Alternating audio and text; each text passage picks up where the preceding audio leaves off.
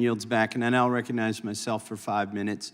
We've had a great discussion today about the structure and nature of our republic, and actually how far we've wandered afield from our original founders' intent of having separation of powers. So much power has been concentrated within the executive that actually the lobbyists have gone there now. I don't see many lobbyists here today very concerned about what we're doing. They're all over at the executive branch and at the administration.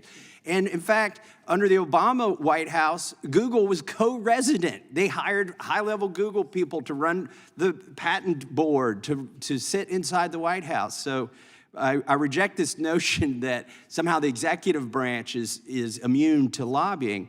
But we've been at a very high level for the most part today, and that's what's made this a really good hearing. We've talked about the structure and nature of government. But Mr. Kleckner, I want you to boil this down to the specific example of a recent rule on the pistol brace and what that means, how many people it's going to affect. Are these civil infractions or criminal infractions? Can you tell us about the pistol brace rule, when it goes into effect, and what the consequences are of letting an agency write law? Thank you, Mr. Chairman. I've heard plenty today about profits over people, and I think we're putting regulations over people. I don't think we're keeping people safe with more regulations. In fact, I think regulations and rules like the pistol brace one are actually making it more dangerous. On one hand, I love the maxim that every bit of gun control is a claim that gun control doesn't work because they want more gun laws. On the other hand, I see all these regulations are making felons out of otherwise law-abiding citizens. So you asked how many. The Congressional Research Service estimates between 10 and 40 million of these are out there.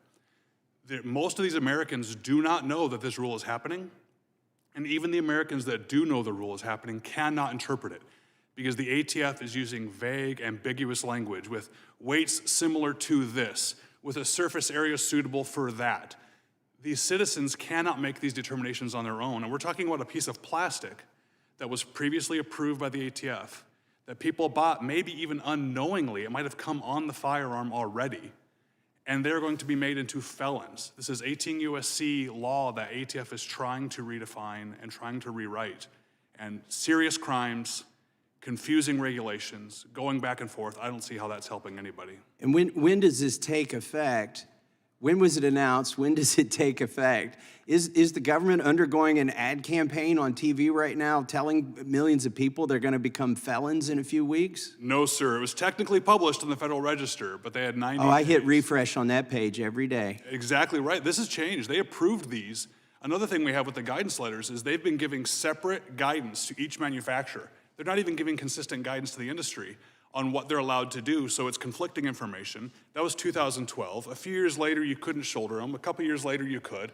It changes so much, I don't know how someone's gonna be able to keep up with what's going on. But the people who are gonna become felons by virtue of an agency making law because there's a different president who hates guns, weren't they assuming, and weren't the manufacturers assuming? Why did they assume it was legal to do what they were doing until this rule went into effect? They were specifically told by the ATF that it was legal and that they could proceed. And matter of fact, most of these manufacturers have their version of the letter from the ATF on their website that said, these are legal. See, the ATF said it. Some of them even include a copy in the product in the boxes.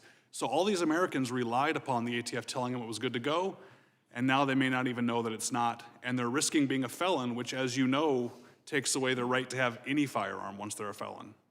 It seems like our founders were really wise to put the legislative function in this chamber and in the Senate because we're up for re-election so frequently. But also, you know, I have constituents. We haven't said today, nobody said today that there should be no regulations. My constituents say, just don't change them on me. Let me know what the rules are.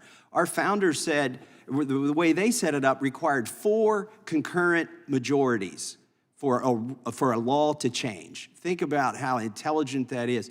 The House had to agree, a House majority, a Senate majority had to agree, and a majority of the Electoral College had to agree in order for a president to sign that bill, and then it had to pass the Supreme Court. How many majorities are required to approve of a bureaucrat changing a law or a rule. As Mr. Moran pointed out, they're not subject to anybody's approval, any voter's approval. Now, you might say the Supreme Court. Okay, the Supreme Court has to approve the regulation, but as Ms. Ho and Mr. Wolfson has pointed out, with Chevron deference, even that majority doesn't have to agree because we'll just defer to the regulators on this. So I think we need to get back to our founders' intent and put the lawmaking authority back in this body.